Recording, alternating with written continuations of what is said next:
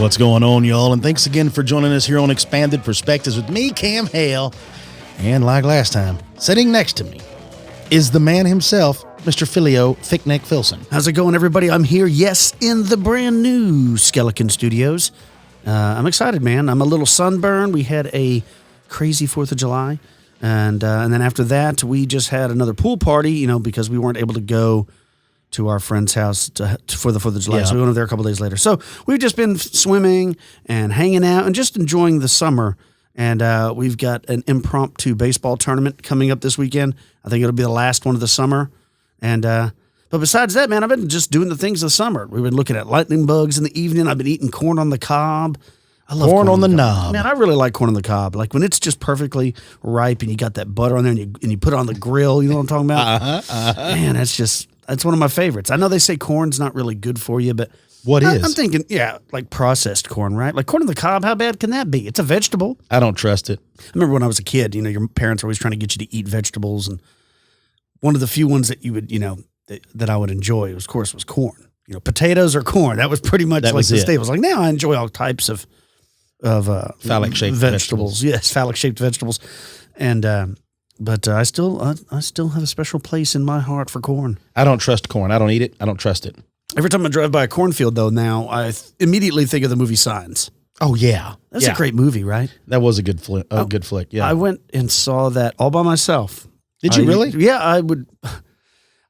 My previous job years ago, I made my own schedule, and sometimes I would just in the middle of the day, I'd just go see a movie by myself. And actually, it's pretty enjoyable because you don't have any distractions. I went and saw The Village by myself. See? Did you not enjoy it? Oh, it was great. Because you can really lock in and focus, right? Oh, and it was like when I went and watched it, it was during the week at the 10:45 showing. Yeah. So there was literally nobody. And I walked in and sat down. I think there was one other person in there. But yeah, it was interesting. I don't know what year the movie Signs came out, but I remember, I've always been interested in extraterrestrials and abduction stuff. I was freaking out. I thought it was pretty good. I liked it. It still stands up. I watched it not too long ago on HBO. I also like his Lady in the Water movie. Oh, that was pretty good. That's a good one. Because it's kind of fantasy-like, and I like that kind of stuff. I got you. You know what I mean? He's had some real winners, and he's had some duds. Like, what was the one, The Happening or something, where nothing happened? Yeah, that was... I didn't watch that one. Hey, look, you can't bat 1,000. I'm not knocking him. No, some episodes are better than others. Exactly. Speaking of episodes, I recently watched the new Missing 411. About the hunters. Yeah, David Paulides is at it again. Seth is the one that told us about it. It's at out Mecha Grade. He sent me the message, and I didn't even know it was out.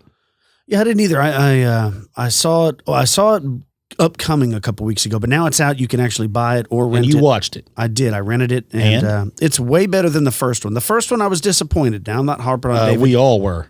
I enjoy his work, but the first one, the case he chose to profile, I was like, of all the strange cases in your books, this is the one. For a person that's unfamiliar with his work, to suddenly watch that, I'm sure you were like, what's the big deal? These people killed their kids or whatever. But this new one, which specifically focuses on hunters, I actually enjoyed it. He really gets into some really cool, bizarre cases. And, I implore everybody to go out there and get his books. Don't get them off Amazon. Just go to canamproject.com or whatever it is. And he's got a new book out even. He's pumping them out. But my favorites of all the ones he's done is probably the Eastern United States, the Western United States, and, of course, the hunters. The hunters are my favorite, yeah. Because it kind of freaks me out because, I'm in the woods sometimes hunting. And before I read those stories, I would be creeped out about Bigfoot. But now it's, really creepy because, there's so many of these guys, they're experienced outdoorsmen, they have firearms, and they're gone. They never find them. But I'll tell one story. Spoiler alert, folks. Towards the end, one of the sightings that they talk about is a Glimmer man. This woman who's bow hunting in Ohio, I believe is the state she was in.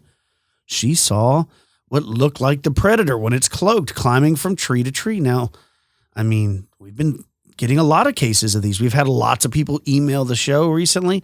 We're going to put that on a future episode, but this is a thing that we've kind of coined the Glimmer man or the predator or whatever. And I didn't expect that to be on there. So go check it out. Go to iTunes. I don't know where else you can probably get it on Vimeo or Vudu or Heck, you might be able to get it on Amazon. I don't know, but I know definitely you can get it on iTunes. It's about $4.99 to rent, and it's pretty good. It's on Amazon, I think, because I think I looked it up on there. Yeah, you should definitely check it out. Pretty cool. What have you been up to? Man, oh man, work, because we didn't do. I went to my wife had like an office party for the 4th of July. So we went and did all that, right? Yep. Now we did go play some disc golf while we were off for the trips or for the holiday. So after playing disc golf, I went and sat. And of course, I don't get in the pool. Everybody knows that. So I just kind of hang out. So I just hung out around the pool with everybody, but pretty much just did stuff with the fam, just hung out, went and did. What did we go do? We were going to go to the movies. Now we're holding off because I'm going to go see that movie Crawl.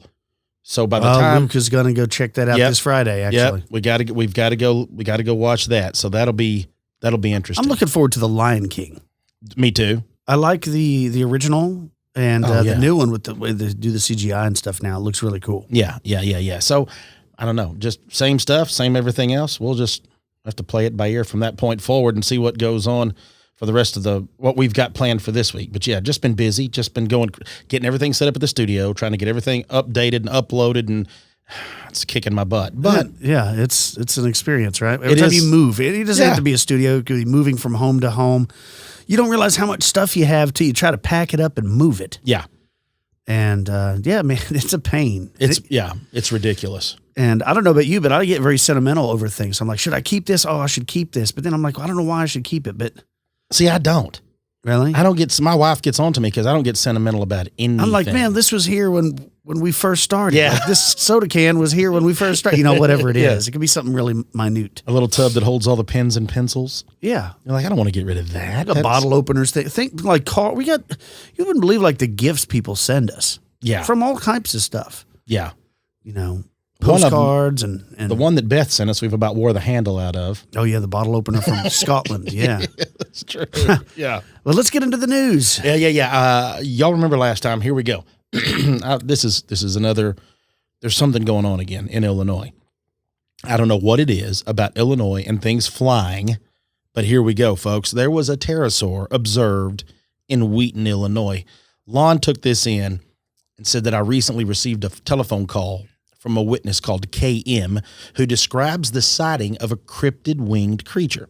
Says KM was driving on Jewel Road about half a mile west of Gary Avenue in Wheaton, Illinois, during the late afternoon on July 5th of 2019, and that he'd been helping a friend with a yard sale. Says as KM was looking ahead of him, he noticed a strange form flying in the sky at an altitude of approximately 200 feet. The profile was that of a pterosaur. In particular, the long tail with the spade on the end. Now, the head was indistinguishable because of the angle, but the wings were wide and similar to the classic form.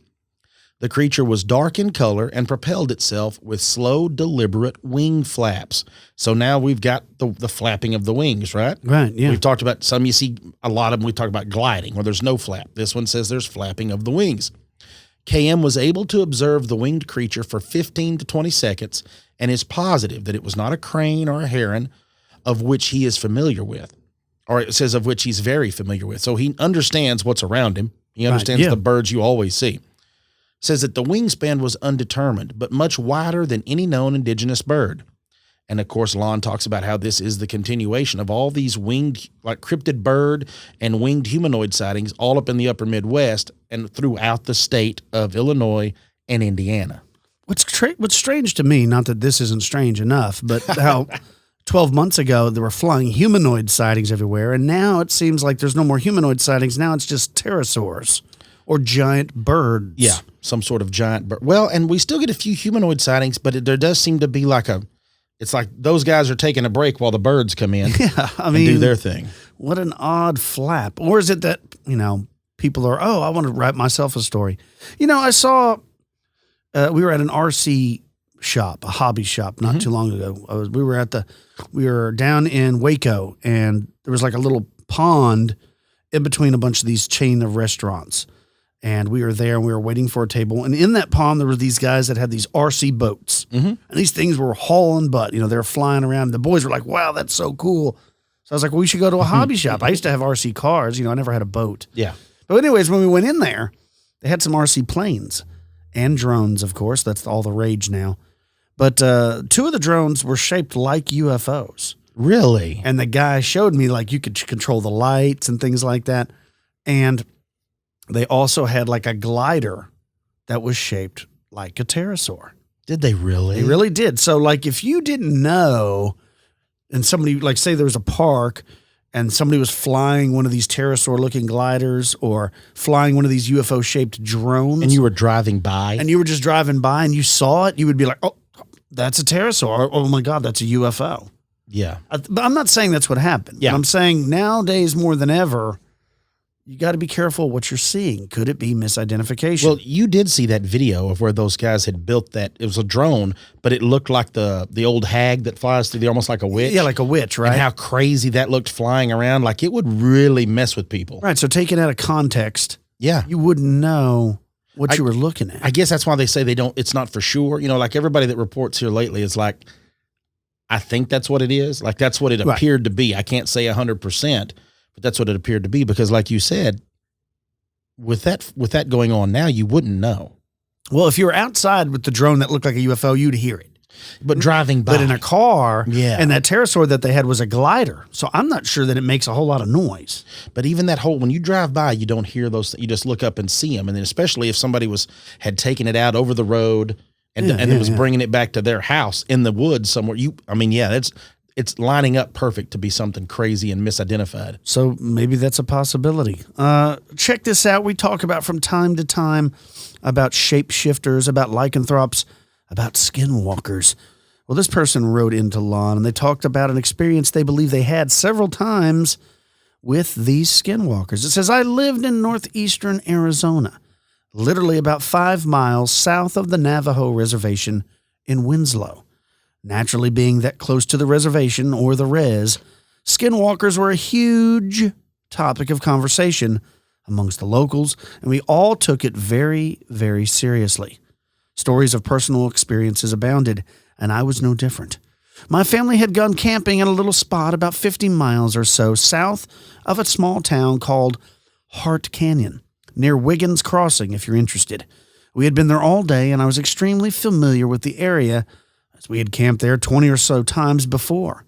So my parents just let me wander about alone in the woods. You have to remember this was back in the early 90s. Anyways, I had some G.I. Joes, and I'd been playing with them in a nearby creek, which happened to be located about 80 yards from our campsite. There were no other campers there around us. My mom had called me back to camp for dinner, so I left my toys there and went to go eat. I played around camp for a while, and then I realized I had forgotten my toys back at the creek. So I asked my mom if I could go get them. She said that was fine. So I took a flashlight and I headed back that way. I knew right where I had left them. So in no time, I found them and grabbed them and picked them up. As I was squatted down to grab them, though, on the edge of the water, a sudden urgency that I'd never felt before ran down my spine. I remember feeling frozen because of the fear, like the little boy on E.T. when that alien comes out of the field for the first time and he's trying to scream for his family. I looked up and pointed my flashlight to the other side of the creek about 10 yards down the way. That is when I saw something. So I said, "What is that?" I thought it was a deer at first, but then I noticed it was standing up. So I thought it may be a bear, but it was too skinny and didn't have enough poofy hair on it. It skunked behind a tree and peered out slightly at me. I seriously was too scared to move. I just read a bit about Bigfoot for the first time, and since it wasn't really popular in my area, I was kind of excited. I thought for a long time that that's what I saw. I finally had seen enough to gather my wits, and I scrammed as fast as I could back to camp.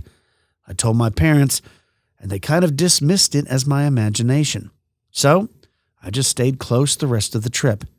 About 2 years later, I was at my house. Now, I had 2 dogs. They were outside dogs only, and they lived their whole lives in my backyard. Well, one night, they went psycho. They were barking at first at something in the alley behind my house, and then they both started whimpering. I had my window open slightly, and one of my dogs straight up jumped up to the window, frantically chewed through the screen on my window, and forced its way into the house and would not leave the house for the next 3 days. Another time, when I was about 13, we used to play night games in the town, mostly because there was nothing else to do. We would walk around our neighborhood and act suspicious so the cops would come chase us around. And we would run down the alleyways and hop into random folks' backyards to hide. Now, it was extremely common to see an intoxicated Navajo or Hopi in the alley. So it was no big deal to see one in the alley behind my house one night, as we, being two of my friends and myself, ran from the police car that was hot on our trail. We saw him plain as day standing in our way. We ran around him and jumped into the nearest yard to hide. We waited for the cop to pass us and hopped back out. Literally, about 3 minutes went by. We ran back the way we came, and as we got to the point where the drunk man had been, he was gone. In his place was a coyote, just sitting there, watching us. We ran right past it. I mean, feet from this thing. And anyone who knows coyotes knows they will bail out way before you get close to them. This bugger held his ground and calmly sat and watched us run past him. We all freaked out, and we stayed inside for a couple weeks after that. My last experience I believe I had with a skinwalker was when I was about 15 or 16. My brother has a girlfriend that lived in a small community south of Winslow called Starlight Pines, which is about 25 miles away. Well, we went to go see her one day, and as we drove out about 15 miles out, we saw a native guy standing on the side of the road. This was quite odd because the res was north of town, and it was rare to see anyone on foot south of town because it's just desert and forest and literally 80 miles of nothingness. Anyways, we saw this guy, and he looked normal enough, flannel shirt and jeans, and we got to our destination and hung out with my brother's girlfriend and her family well into the night when we decided to head back home. We hopped in his truck, which happened to be a Chevy S10, and drove back the way we came. And in the same spot, we saw the native dude. He was still there. I remember thinking, that dude is crazy, standing out there all day into the night. What the hell is he doing? Right as we passed by him, we heard a loud bang on the back of the truck. At first, I thought we hit an animal, but I hadn't felt anything that we'd run over. I turned around and looked out the back window. My brother started to slow down, thinking there may be something wrong with the truck. In the brake lights, I see the native guy chasing after us. Now, we're easily going 55 to 60 miles an hour at this point, and we were about to stop. This guy is in the middle of the road, feet behind us. I screamed to my brother not to stop. Gun it, man, gun it. He does, and then being a Chevy S10, it had a speed governor on it at 80.2 miles. This guy keeps up with us. We are seriously freaking out. I asked my brother, what if we don't make it back to town? Or what about when we have to slow down once we get close? After about 2 miles that stretched forever, I looked back and he was finally gone. We got home, booked it into the house, and told our parents. The next morning, I get up to head somewhere and look at my brother's truck thinking about the night before. I wondered what the loud bang was just before we started getting chased by this guy. Inspecting the truck, I found a handprint smeared in the dust from about 2/3 over to the right, then smeared to the right tailgate. I never went there again. So what do you think of that? Well, first of all I could think of was the minute you started talking, I could hear the Eagles playing in my head saying I was standing on the corner of Winslow, Arizona. Yeah. But, oddly enough, this is not the first time I've heard of a Native American chasing a car. Like the spirit of a Native American, or whether it's a physical thing. I'm trying to remember months or years ago, I did an episode about like crazy experiences on a stretch of road. Yep. And one of them was a Native American spirit that would like run alongside the car, even if you're going 60, 70 miles an hour. So, but why is it the idea of skinwalkers, like shape changers? I dig that. Because it's cool. But I mean, but it almost like, yeah, I could see that happening. Like, there's no way it could happen. But like, I don't believe physically, you could just morph into a coyote. Like physically, where your clothes go. Where was your clothes go? Where, I mean, like you're just where's your, like they don't ever find the, like if you were ever to say that you saw somebody like had to be a skinwalker because where they were sitting, their clothes were just like empty, laying in the sand, and this coyote was there, then I'd be like, oh damn. But like, I don't know. I like the whole idea of the skinwalker though. I think it's a cool story. I'm a big fan. Yeah. because it's like you said, we've also talked about the Skinwalker Ranch. There's a lot of, like, even the one I told you my dad's friend talked about. That story is one of my favorites. Yeah, it's just insanity. So, okay, listen, before we go into this whole deal, I got to tell you this. All right. Because you brought up the whole predator thing again, the Glimmer man, right? Yeah. Well, there was a Glimmer man encounter posted on Cryptozoology News. Let's say it's predator-like humanoid. It took place in California, in Cali, right? Uh-huh. And it goes on to say that the story I'm about to tell you is from my parents that have told me it several times. Now, my name is Adam. I'm in my 30s, and my father's retired, and, well, my mother works, but I don't really want to tell you what she does at this time. Now, she's in her 60s. My father's now in his 70s. Now, back in the day, he used to work for Boeing. He worked on building the planes, the 737s. He said he was also a truck driver before he retired. So, and he says, anyway, the house that we lived in was a rental before it went up for sale. And the area was a residential street, but very calm, not many cars to drive through it. And everyone usually stayed indoors or was at work, so there wasn't a whole lot of activity in our neighborhood. It says we moved in about 1997 and moved out sometime in 2011 due to some personal reasons. It says that there was a pine tree in the front yard and a row of bushes on the opposite side of the driveway across from the pine tree. Now, these bushes went down and along to the curb before we cut them down. And they were about 6 feet tall and had sort of a pathway in between them, but it was a little dense. Says this was around the year 2000. He said on a Saturday, he said, I'm not really sure of the date, but it was a Saturday afternoon. Says my dad was working on the side of the house, drilling holes for anchors to put a new gate up because the old one, of course, had fallen down. Said my mother had come out to see out of the house to see the progress and how we were doing. Said she came out and said that she thought she saw something move from the side of our garage that was there in front of that pine tree and go right across our driveway. But she blew it off and proceeded around the cars and to the side of the house where my dad was. He said, now my father, of course, drilling the holes, but my mother got his attention. And he said he was in the crouched position.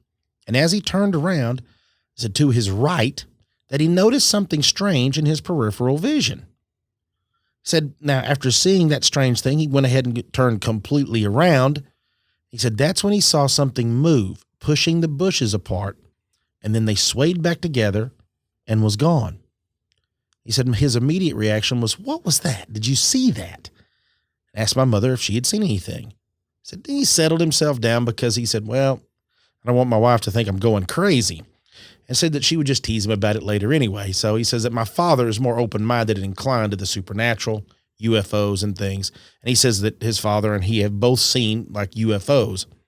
Now he goes on to say that my mother's extremely skeptical and that these sort of things she just doesn't want anything to do with. So my dad just tried to shrug it off before my mom could start teasing him, but that she confirmed she had seen what he had seen.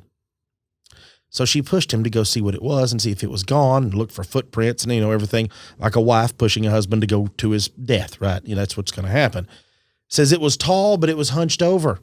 It was like a bubble of water around it. I don't know if it was weird. Well, that's what they say. I don't know if it was weird. Well, it was weird. Said it moved so fast, but it also moved as if it was just gliding. That's what the mother said. Said it was like you're looking at something, but your eyes cannot adjust. You're looking and it's blurring to the viewpoint like you're trying to focus or see past it. It was like something was there, but I couldn't tell because my eyes weren't really settling on it. And this is what the father said. It was like the predator when he goes invisible. Mm-hmm. I says, we've talked about this several times, and my mother doesn't even want to think about it anymore. And my dad just wonders, what did it want? How long was it there watching them? Where did it go? And where did it come from? My parents both think that it was watching them. My dad said that almost like it noticed he was going to turn around, and that's when it saw the motion, that's when it left. That it was like, whoop, he's going to notice me. Said they don't know, of anything of what it was. Said my mom said that she had seen it before in the morning, before that she was going to work one time in the rearview mirror. But she didn't think much about it, just that maybe she'd just kind of, seen something, just like, oh, it's nothing. My eyes played a trick on me. So you got to imagine seeing it before backing out this glimmer. So that tells me it's been hanging around their house.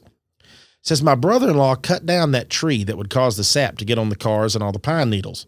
And he cut down the bushes, not because of the incident, because, of course, it would make easier yard work. Said I couldn't get any of the pictures from 2000 because Google wouldn't go back that far. But as I described, the bushes were cut all the way down to the curb. and all this as it goes on. He goes on to say that the location is in West Covina, California. Says, I blurred the street name and some of the cars that we used to own. As to the exact location, I do not wish to disclose. So you can go in there and see what the house looks like. It doesn't show you anything. I mean, it's that. But so this guy claims that he and his family had a Glimmer man lingering around their home for more than one visitation.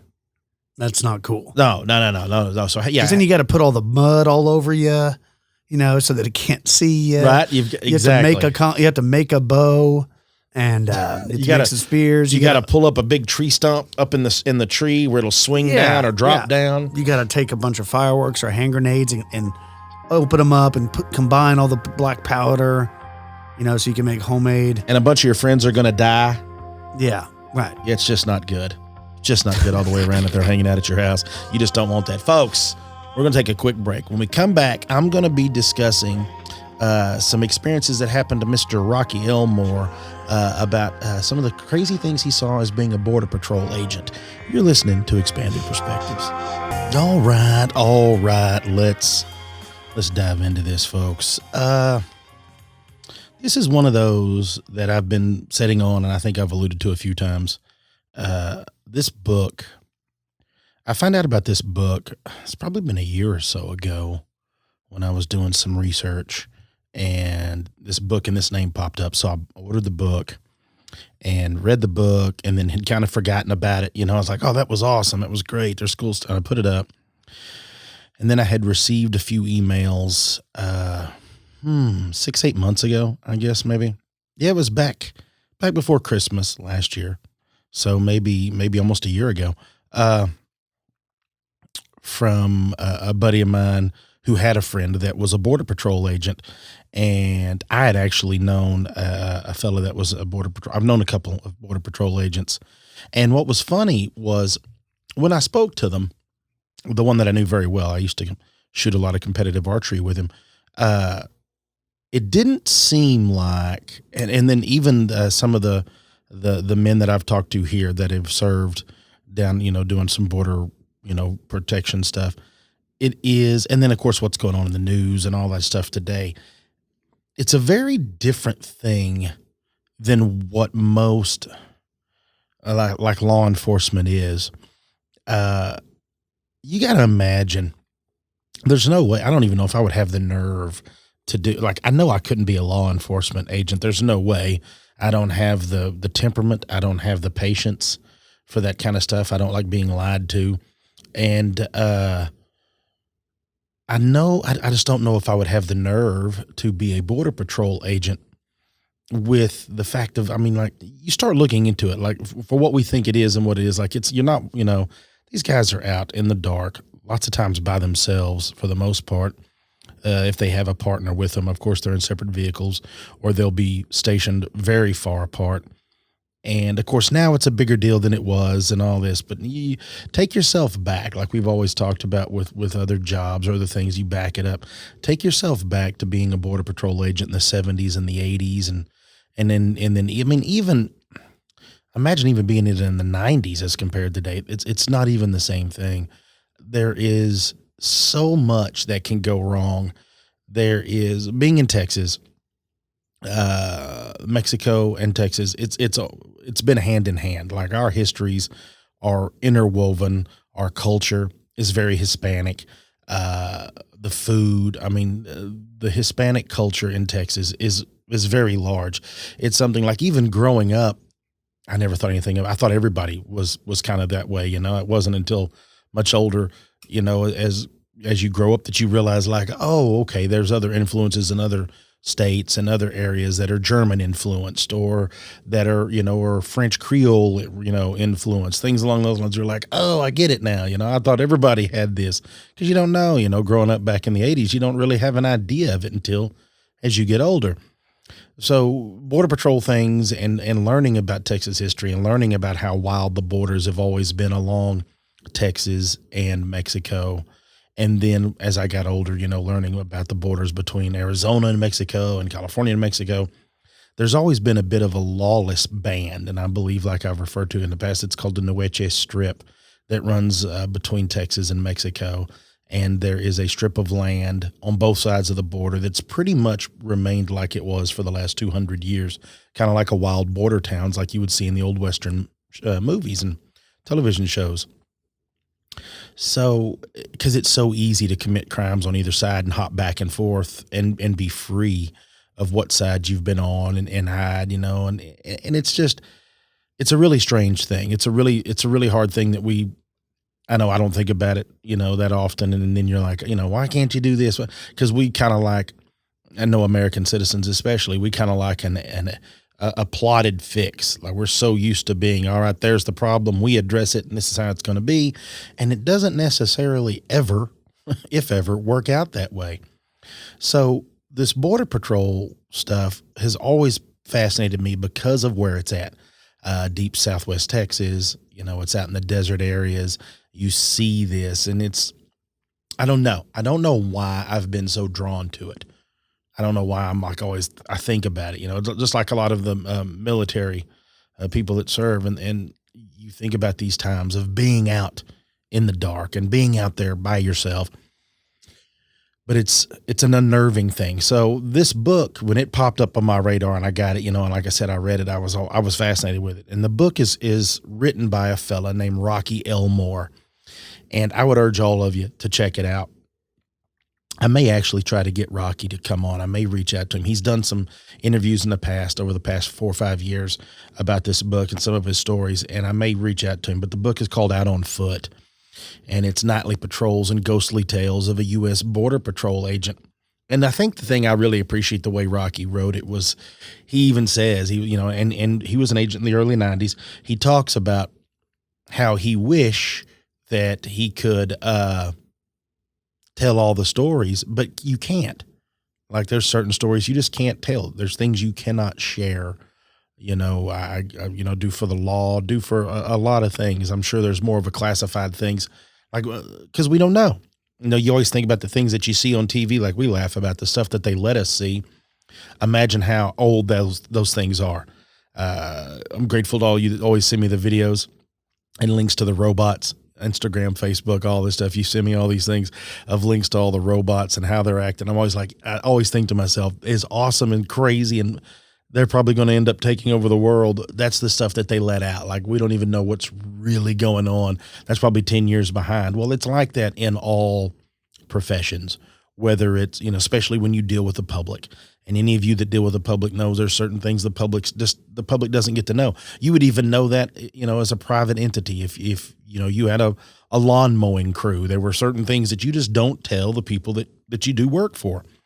Everybody keeps a little bit of a secret of what they're going on. So the Border Patrol is no different than anything else, except that they may actually have, I don't know. To me, it seems almost more like life or death than a traffic stop. And I know I don't know. I have no idea. Like I said, I couldn't be a cop, but this book really does.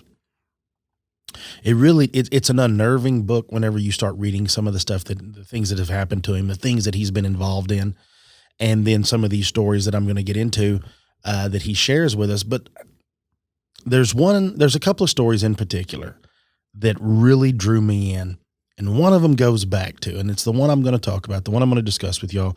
One of them goes back to, and he even talks about in the book how he did some research into this topic, trying to put a finger on what he had seen and what other people had seen and what they'd been involved with out there. And I believe that in law enforcement, I don't know, but I believe this, and some of the books I've read and the people I've spoken to, is much like pilots, let's say, much like the encounters that airplane pilots and helicopter pilots have with these unknown objects in space, up in the sky, rather. I think that, at least it seems this way, that the patrolmen and law officers have this, almost this same code of silence with certain things that they see. Like they don't go around bragging about, oh yeah, we were making an arrest and, we got called over there. And when we left there, we got called into like an old home, like an old abandoned house that somebody might've been squatting in. And we encountered a ghost, and that's just the way it is, and they just play it off. It doesn't seem like they talk this way. They don't share that kind of information.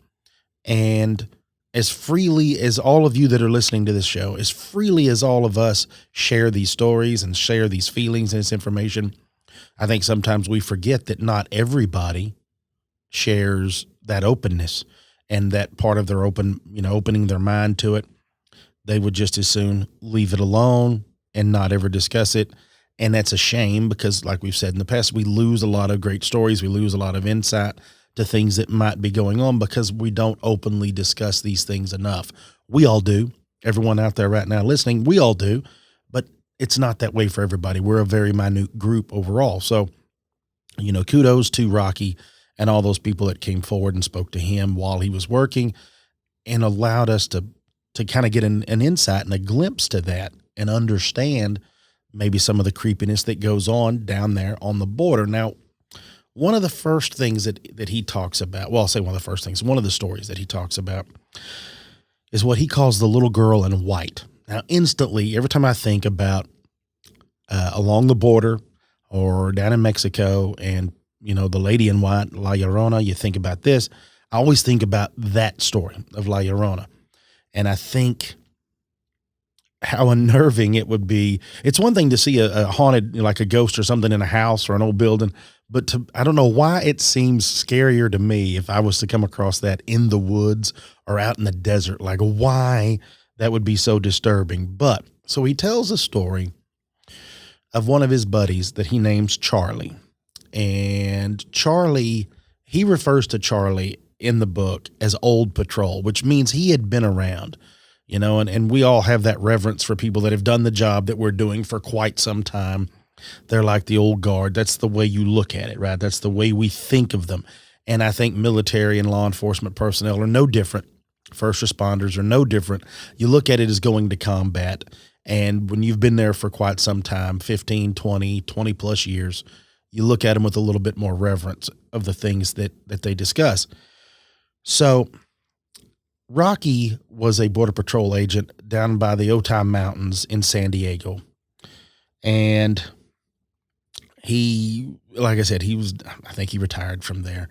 But in one of the stories, he's talking about Charlie, his buddy Charlie, and how Charlie finally just decided, I don't really know what brought it up, how it all got going. That's why I'd like to talk to Rocky and really dig into it. But Charlie tells the story that he said that he and a buddy of his years before, while he's talking to Rocky now, saying years before this conversation, said a buddy of mine and I was on a road, and they call the road like Chicken Ranch Road, I believe is what it was.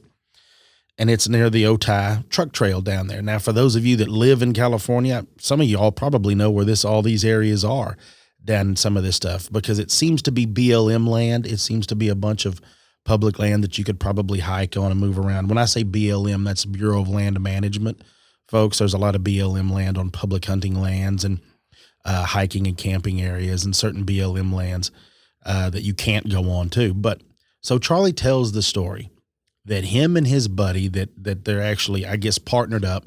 And so they're in the truck together and they're driving this area. And of course, wouldn't you know it, which here's a funny part of the story, it's around 3:00 in the morning when this sighting goes down. So they said there's these roads meeting. I picture the crossroads, but it sounds like one road kind of tees into another road. And where it tees into this road there's a giant oak tree that sits down there. And we have them around here. I don't know what it is. See, that's just part of the romanticized part of the story that I enjoy, is the idea that this old tree is seen a lot. This old tree may have been here for several hundred years, probably served as, protection from the rains and a campsite situation multiple times from people living down in that part of the world. And, way before the cities we have, like back when they were just little towns or even little villages, before they ever grew to what they are now. So Charlie and his buddy are both sitting there, and you can imagine drinking a little coffee, sitting in there in the total darkness, just listening, just hanging out, just waiting for the radio to chime, waiting for anything to go down out of the ordinary where they have to spring into action, just hanging out. Now you can't be carrying on a conversation. You can't be, chatting it up. You have to be quiet. It's funny how far sound actually carries outside sometimes. And it's also funny how far it won't carry. I mean, just saying that is kind of weird, but yeah, it is. There's times that you would yell at someone that's outside and, you're trying to get their attention 100 yards or so away from you. They can't hear you. Whereas sometimes you'll hear low murmured conversations that may be just as far away. Like it's very strange how that works. But so Charlie and his buddy are chilling in the truck, and Charlie said around 3:00, they're there. And, he said that they got a real weird feeling. And he said he's getting this kind of antsy, almost like an anxiety, antsy feeling, you get kind of flicked on. And then his Charlie's buddy gets the same feeling.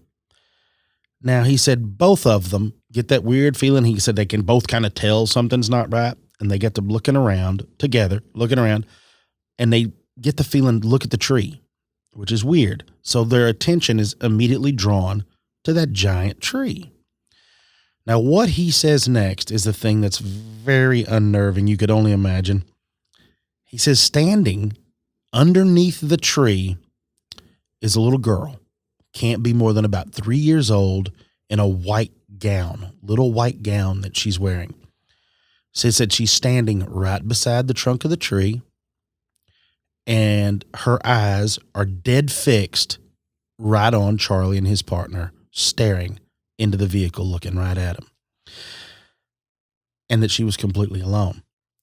Now, right then, even telling this story gives me the chills. Just thinking about her just dead eye staring across an open expanse in the dark right at you. Well, Charlie said, hey, man, I also noticed right then that there was a glow, like a faint aura around her body. So right then, they both knew, hey, she's not really there. Like, she's not alive. And they also said that she was dressed, not of this time period, and that they were so far away from any place. It was so remote. There's no way she could have gotten there. So that she was just, they knew for a fact that they were seeing a ghost.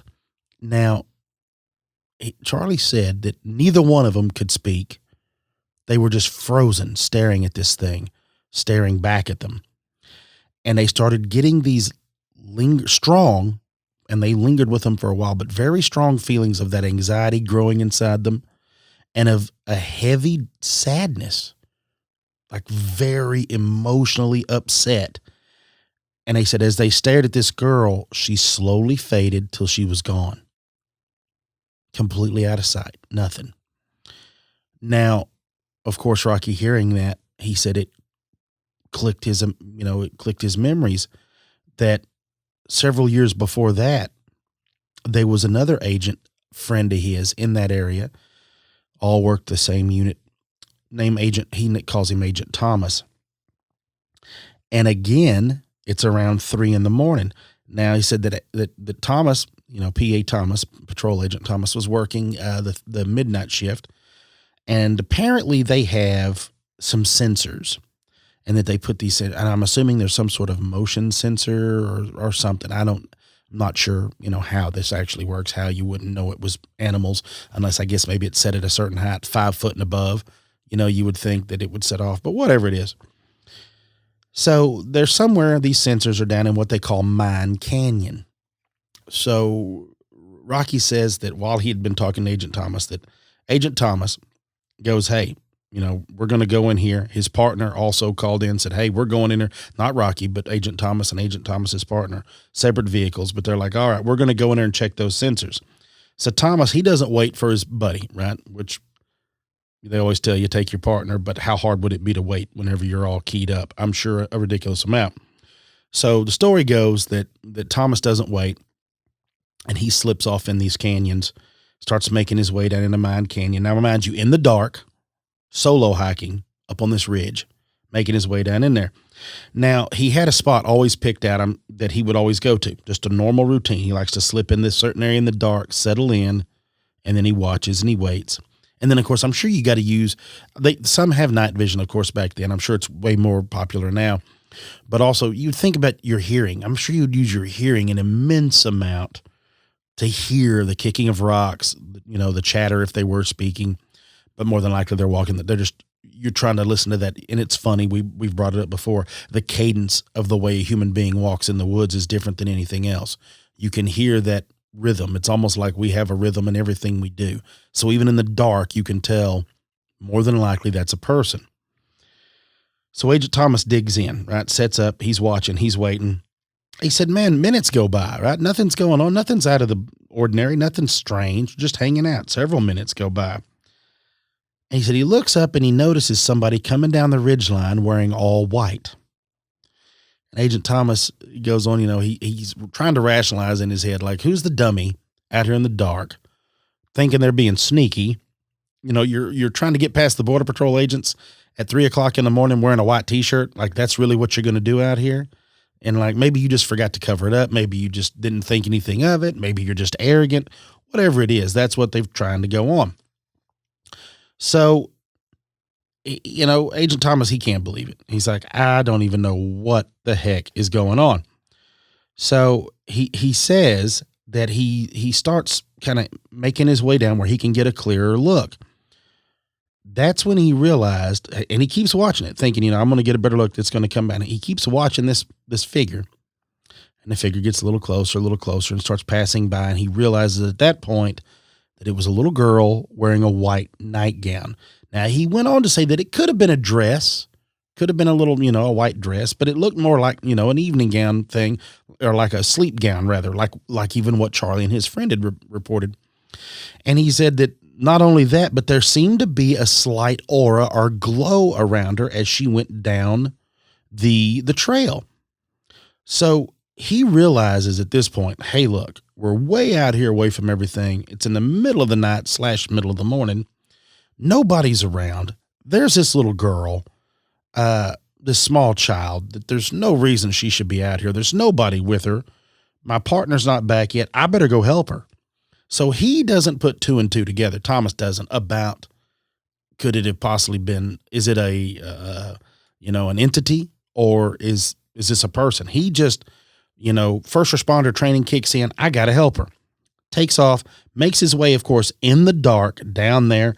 Now, he's trying to rationalize as he's going down how she's making her way through these trails in the dark with no lights, right?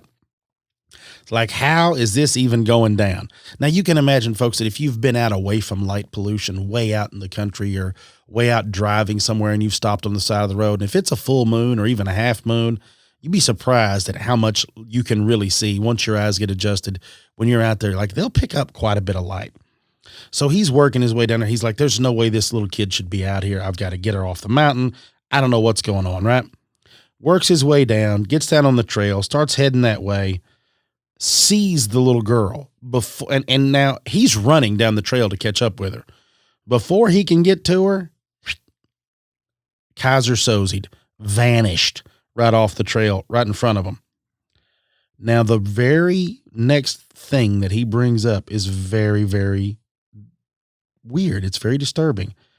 Said that the minute she vanished, fell into like sadness and depression, and said that Agent Thomas starts crying, sits down on the trail and weeps, crying. It's like the leftover sadness of this child's life when she vanishes spreads like a shockwave around her, and it hits those, that may have been involved. And he's devastated. He just can't deal with it. The whole deal has to come back, starts telling people what had happened, and they even say it took a little bit for him to shake it off. It took a few weeks for him to get over, which is strange. Like, it's not just having that encounter, it's having that encounter with that residual energy. And I guess that's what it is when people are talking about like energy, negative and positive, like it's a wave of some sort of sad, negative energy. So it took a few weeks to get that out of his system. Now, apparently, this is the next one that they talk about. There is a thing called Marin Valley Road, and they keep these gates locked to keep the public out in these areas. So there's certain areas along this one road that's got double gates. Now, Rocky tells a story that there is a female field operations supervisor by the last name of Milano, and that Milano's there, and that she is talking about these gates. And I guess it's kind of like water cooler talk. And she says, look, I avoid messing around with these gates every amount I can. Like, I want no part of being involved in this whole gate along this road thing. Now, she went on to say that it feels like somebody is always watching. Like, every time you stop, get out to unlock this gate at night. You have to unlock it, drive through, close it, drive down the next, there's divided off parts of the road. She said, man, every time you get out, it just feels like somebody's there in the dark watching you. And then she went on to later say that she's even had what she could feel were cold spots pass through her body while she was there fiddling with that gate. So she didn't want no part of it, right? Well, while this story's going on and she's telling Rocky and they're all hanging out, there's another field operations supervisor with the last name of Salinetti. And Salinetti goes on to say the same thing, says, hey, look, I completely agree. Whatever's out there, it feels dark. Like, it feels unnerving and not right. There's something definitely going on around that gate. And that Salinetti said that the same thing, that I've had on the Otay truck trail, said I've had an apparition pass me, walk right by me, like some sort of glowing something or other, be right there while I'm fiddling around with the gate. So right there, you're like, well, then there's something went down. Like we've talked about with Gettysburg, with lots of, something has gone down in the darkness in that spot 100%. There's no argument about that. Something crazy went down there. But it gets worse at this gate. There is a story that he relays that is at the gate. This is one of those ones that'll really give you the heebie-jeebies. Back then they had to train for night vision scope operators. I'm sure you've got to imagine, we're talking about in the early 90s. You have to imagine what those would have cost. I'd seen some in the late 90s, early 2000s that were turds at best, the way they worked. So you could imagine if you wanted a top of the line, they were probably all military grade. You had to have the budget money, all that stuff. So they didn't just give them out to each and every officer, much like they do now, because of course we all know the technology's better. They're a lot cheaper. I mean, you're talking about buying really, really nice night vision scopes for rifles these days. You could go buy it. You can spend $3,000 and buy one that people would have paid $30,000 for 20 years ago. I mean, like, they've made leaps and bounds like everything else. So this one fella was a field scope operator and had the training and had done all this stuff. So that's who Rocky was talking about. And it doesn't give the person's name, but he goes on to say this, and this is bad. This dude had no idea about the stories about the gate, about the stories of the little girl in white. This guy's completely unaware, just going about my business. This would have been me. This, like I've told y'all so many times, that I don't have that link. Like, everybody's like, oh, I can feel it, or I know when there's evil things and stuff. They're like, not me. I'm just a dummy. Like, I should probably wear a helmet when I walk around town. That's going to be me. This would be me. Just, I got the night vision scope, I'm cool. I'm going to go out and do some looking in the dark, and all this stuff. Of course, there's probably some big mule deer down there, so I'd be looking at through the night vision scope at those and get in trouble for not paying attention. But this poor guy, he gets out to unlock the very first gate, which the first gate happens to be the scary gate. The first gate we'll call Ghost Gate. The second gate, no big deal. If you ain't first, you're last. So the second gate's just a joke. So the first gate is where all the shenanigans go down. So this fella jumps out, like I say, completely unaware of what's going on, and he's bebopping towards the gate, got his keys out. He's ready to rock and roll. Whammo, right to his left instantly in the edge, the periphery of the headlight, in the ditch, standing in the brush, bump, there's the little girl in white. Okay? But she steps out, and I'm holding my arm out thinking right now about how tall she would be. And I'm picturing like maybe a little bit shorter than my great niece. So, I mean, oof. Yeah. So we're talking about little girl in white, middle of the desert, nowhere. You have no idea this is going on. Steps out. Here's the worst part, folks. She was faceless. No face. That's right. Glowing apparition of a child in white, faceless, steps out. Well, this dude as you can imagine, he doesn't necessarily take it all in stride. He pretty much freaks out. I'm not hating. I am not hating. I am not judging. This guy takes off back, just out of his mind, back to the truck, gets in the truck, throws it in reverse, stands on it. As he's racing to get out away from that part of the road area, loses control of the vehicle, trying to get back to the main office, loses control of the vehicle, wrecks out the truck. Not only does he wreck out the truck, but he does some pretty rough damage to the night vision scope that he's assigned. Yeah, so this guy's broke a truck, broke the scope. He's pretty much pooed the bed at this point. Rocky goes on to state that 3 days after this sighting, and they get everything cleared up. Now, that's why I want to talk to Rocky. I want to know what this guy did after he wrecked the truck, because would you get out? Would you get out and start making your way down the road with your busted ass night vision scope in the dark with a little faceless girl behind you? Nope. I would roll them up, have the windows up, be weeping. Yeah.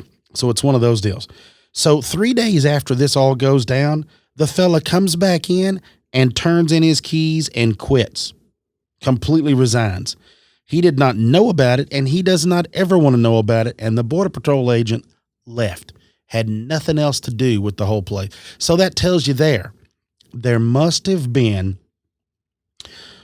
a thing, man, whatever has happened. Like we've discussed, whether you think it's real or not, it affects people. So the people that it happens to, when they believe, it affects them to their core.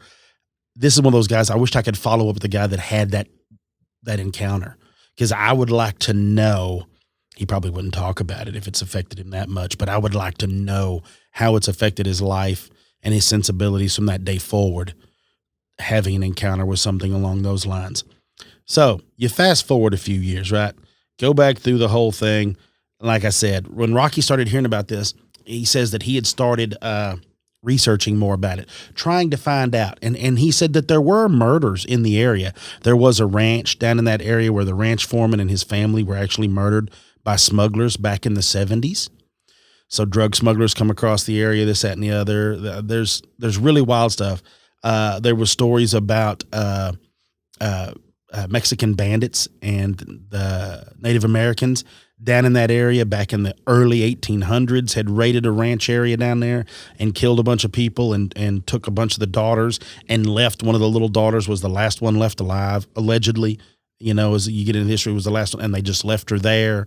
And I mean, there's, of course, you know, you hear all this, some of it's folklore, some of it's true, a bit of both probably as you roll it together. But either way, he couldn't find a put your finger on it moment of this is exactly what happened. This is the moment where the little girl was lost. So with that going down, he said he started talking and asking around and talked to a few other people, but then he starts going on to what happened to him. And he said that he had a partner, and his buddy was named Sal, and he and Sal were on, patrols together and all this stuff, different vehicles, separate vehicles, of course, but on patrols together. And, both of them field agents, of course, so they're both out monkeying around. And they said that an evening came on and that their shift was about to come to the end, and they were headed back to the station. So as they're headed back, he's like, Sal was ahead of him a little bit, and they're both driving back in, and they're leaving that Marin Valley Road near El Cajon. And he said that, they said the El Cajon unit, rather, was the group of guys. There was two El Cajons, I guess is the way somehow that they call their, I guess they name off their units in a certain way. But either way, which is another cool thing about this book, before I get too crazy about it, is he gives you a breakdown of what like radio codes mean and what the verbiage and terminology means. I mean, he gives you good insight in. So while he's talking and telling the story, it kind of pulls you in. So you feel like you understand what he's talking about. Like you get the flow of the whole story. So he's talking about this dude, or these other two patrol agents, and they're like the El Cajon unit. And they're coming in and they're driving down the road. So they're passing each other, right? And of course, there's a peak that this El Cajon unit, he said, is going to, which this sounds like an awesome peak. Tecate Peak. You go up there and drink your Tecate beer on Tecate Peak. I'm down with that.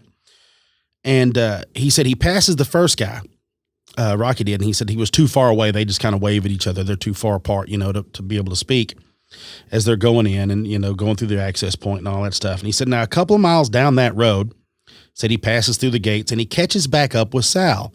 Now his buddy Sal is pulled over, just chilling, parked on the side of the road. So he pulls up and he's like, hey, bro, what's going on? Everything okay? And he said, Sal seems to be like, got this real heavy, like burdened thought on his face. Like, he's like, man, yeah, I guess. And he goes, well, what happened? He goes, man, let me tell you this. He said, the El Cajon unit that just came through, right? He goes, yeah, he goes up there by the first. He said, when I get up there, we roll the windows down, we're talking. He said, the very first dude that I was chatting with, and he doesn't give his name, but that agent sat there, said he told Sal that he had just gotten out of his vehicle. And again, folks, walked over to the gate, and he gets over to the gate and he said, there's a little girl down in this little wash. And I'm assuming it's holding water down there because she's floating face down in the water. And he said she's wearing a white nightgown. So there is a 3 or 4 year old little baby girl dead face down in the water. And he panics, right? So he scrambles to the truck, grabs the mic to call for help, steps around to look down at the creek, and she's not there.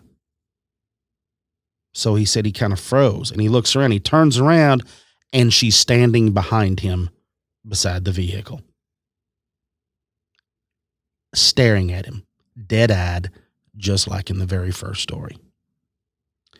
This time she's not faceless, nothing, staring him in his eyes. The agent said that he completely locked up. He couldn't move. Couldn't breathe. He literally froze in his tracks. Fear, said, gripped him so hard that he could not do anything. Diaphragm froze. Couldn't even take a breath. Said it couldn't have been more than 2 or 3 seconds. She was gone. Completely vanished right in front of him. And then now this fella has to get back in the truck. Well, go unlock the gate. Back in the truck and go about his job like nothing had happened. So I'm assuming, given what Rocky had stated, this fella knew nothing about these sightings that were going on there either. So there's a little bit of the girl in white. And like I said, there's some other stories that you can dig into, that gets into. I have a whole nother group of stories that Rocky tells about a possible phantom border patrol agent that he knew that was down in this area. And I'm going to get into that on this week's Elite Show. But I hope you enjoyed these stories. I urge you to pick up the book. And like I said, I'm going to try to get Rocky on. Out on Foot by Rocky Elmore, Nightly Patrols and Ghostly Tales of a U.S. Border Patrol Agent.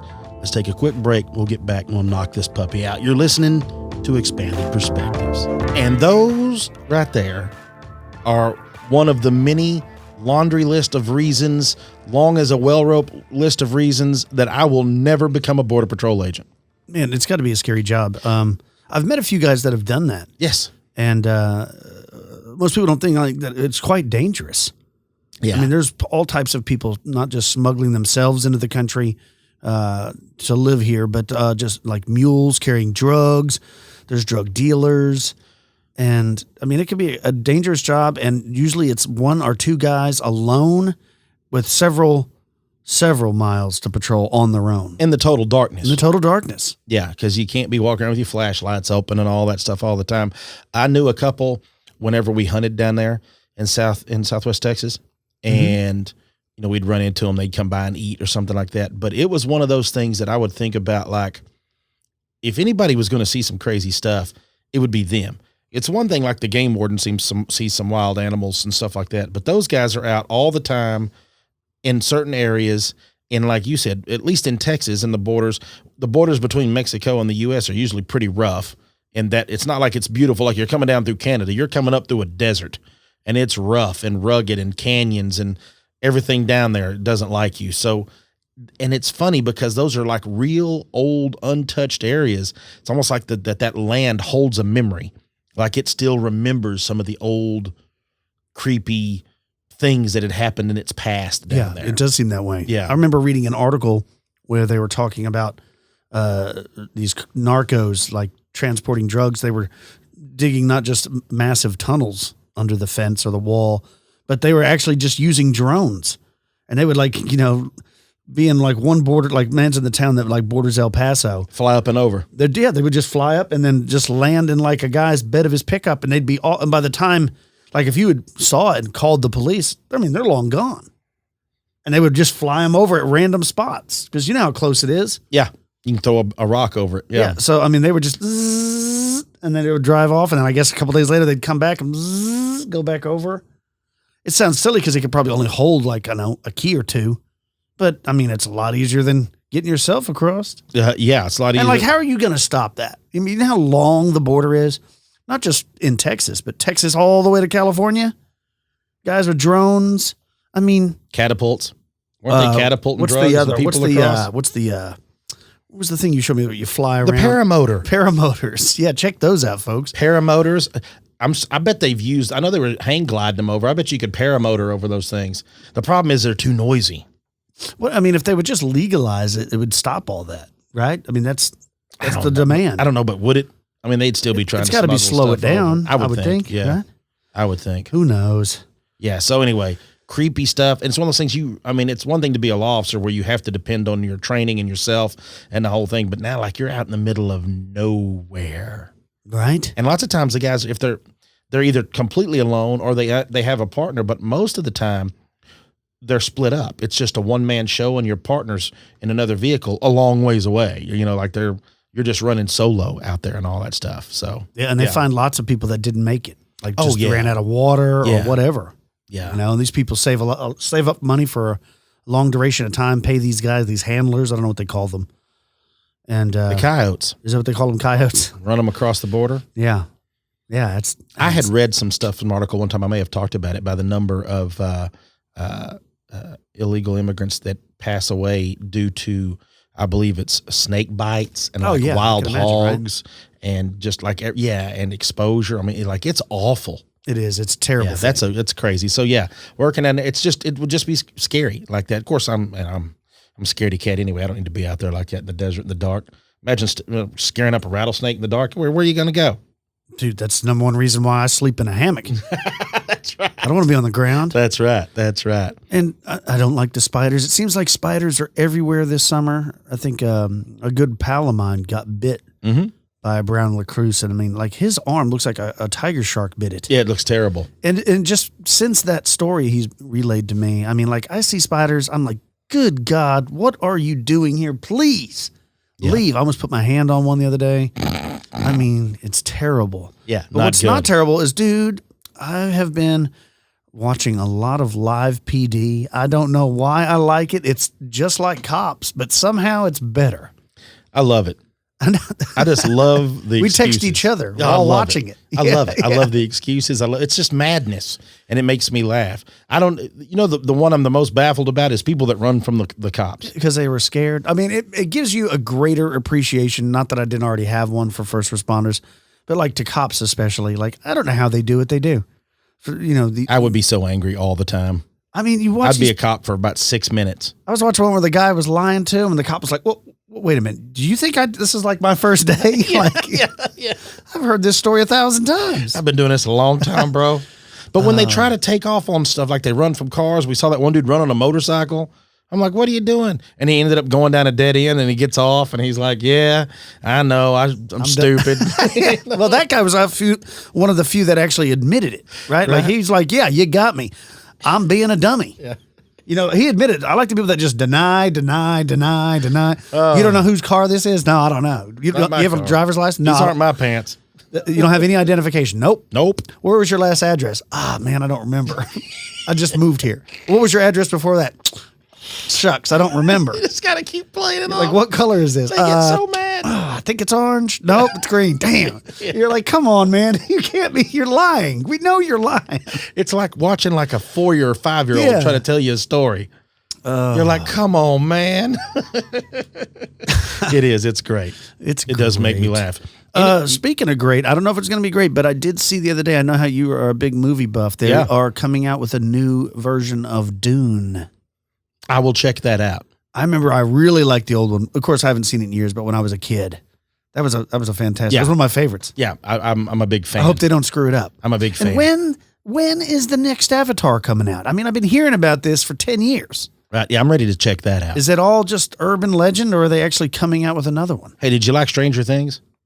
Yeah, it was pretty good. Pretty good, right? Yeah, I liked it. Big fan. I will say, like, it's exactly what you expect. I hate it when you're, like, sold a bill of goods because, like, the trailer's awesome, and then you watch it, and it's nothing like that. I mean, they've been on point. Like, every season has pretty much been exactly like the first season. So and I love it. If you liked season 1, you're going to like season 2. If you like season 2, you're going to like season 3. Are you ready to watch Carnival Row? Yeah.